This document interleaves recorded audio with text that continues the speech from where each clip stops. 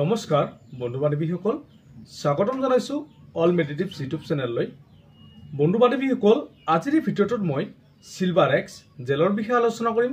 এই silver x জেলটো কি কণ্ডিশ্যনত ব্যৱহাৰ কৰা হয়, ইয়াতে কি কম্পজিশ্যন আছে, কোনটো কোম্পানীয়ে মেনুফেকচাৰ কৰিছে, ইয়াৰ মূল্য কিমান, ব্যৱহাৰ কৰাৰ পিছত আপোনাৰ কি বেনিফিটছ হ'ব আৰু আপোনাৰ কিবা সাইড ইফেক্ট হ'ব নেকি আদিৰ বিষয়ে এই ভিডিঅ'টোত মই বিতংভাৱে আলোচনা কৰিম।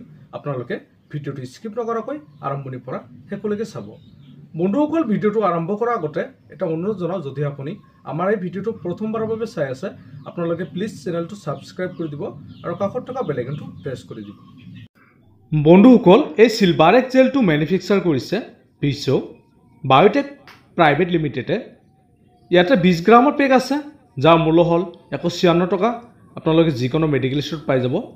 এই ক্ৰীমত থকা কম্পজিশ্যনসমূহ হ'ল ইয়াত আছে সিলভাৰ নাইট্ৰেট 0.2%। বন্ধুসকল এতিয়া আমি এই জেলৰ বেনিফিট সম্পৰ্কে আলোচনা কৰিম। এই জেলটো সাধাৰণতে শৰীৰৰ কোনো অংশত ইনফেকশ্যন হ'লে তেতিয়া ব্যৱহাৰ কৰা হয়। এই সিলভাৰ এক্স জেলটো ঘাঁ বা পুৰাৰ সংক্ৰমণ প্ৰতিৰোধৰ কাৰণে ব্যৱহাৰ কৰা হয়। এই মলমে সংক্ৰমণ সৃষ্টিকাৰী অণুজীৱক হত্যা কৰে আৰু অণুজীৱৰ বৃদ্ধি কৰাত বাধা দিয়ে। বন্ধুসকল যদি কোনো ব্যক্তিয়ে কিবা কাৰণত আঘাত পায় যাৰ ফলত ছালৰ ঘৰ্ষণ হয়, কিবা কাৰণত শৰীৰত কাটি গ'লে বা ডাঙৰ কোনো ধৰণৰ ঘাঁৰ সৃষ্টি হ'লে এনেকুৱা ক্ষেত্ৰত এই ক্ৰীমটো ব্যৱহাৰ কৰা হয়। বন্ধুসকল এই জেলটোৱে ছাল পুৰি যোৱা অংশ ঠিক কৰাত সহায় কৰে। বন্ধুসকল ইয়াৰ উপৰি ছালত জ্বলন ভাৱ, বিৰক্তি লগা আৰু বিষ কমোৱাত এই জেলটোৱে সহায় কৰে। বন্ধুসকল এই জেলটো যিহেতু এণ্টিছেপ্টিক জেল হয়, সেইবাবে ছালত হোৱা আয়ন নিৰ্গত কৰি কাম কৰে আৰু সংক্ৰমণ সৃষ্টিকাৰী অণুজীৱক বৃদ্ধি হ্ৰাস কৰে।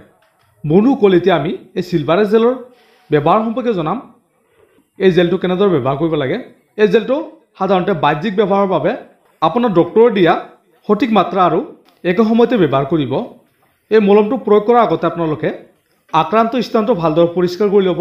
আপোনাৰ ছালখন শুকাই যোৱাৰ পিছত আপোনালোকে ব্যৱহাৰ কৰিব আৰু এই জেলটো ব্যৱহাৰ কৰাৰ পিছত আপোনালোকে হাতখন ভালদৰে ধুই ল'ব। ভাল ফলাফল পাবলৈ আপোনালোকে নিয়মিতভাৱে ব্যৱহাৰ কৰিব লাগিব। আপোনালোকে এই মলমটো প্ৰয়োজনতকৈ বেছি ব্যৱহাৰ নকৰিব আৰু এই মলমটো লগোৱাৰ পিছত যদি আপোনাৰ ভাল নহয় বা বেয়া হৈ যায় তেন্তে আপোনালোকে ডক্টৰক জনাব লাগিব। বন্ধুসকল এই সিলভাৰ এক্স জেলটোৰ ছাইড ইফেক্ট সম্পৰ্কে জনাম। এই মলমটো তেনেকুৱা কোনো ধৰণৰ ছাইড ইফেক্ট নাই।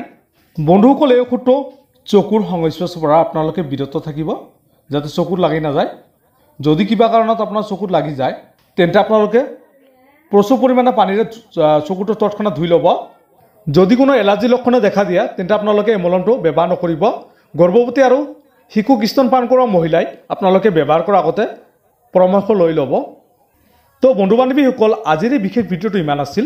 যদি ভিডিঅ'টো ভাল লাগে প্লিজ এটা লাইক কৰি দিব আৰু এই জেলটোৰ বিষয়ে অধিক জানিবৰ কাৰণে আপোনালোকে কমেণ্ট কৰি জনাই দিব পাৰে।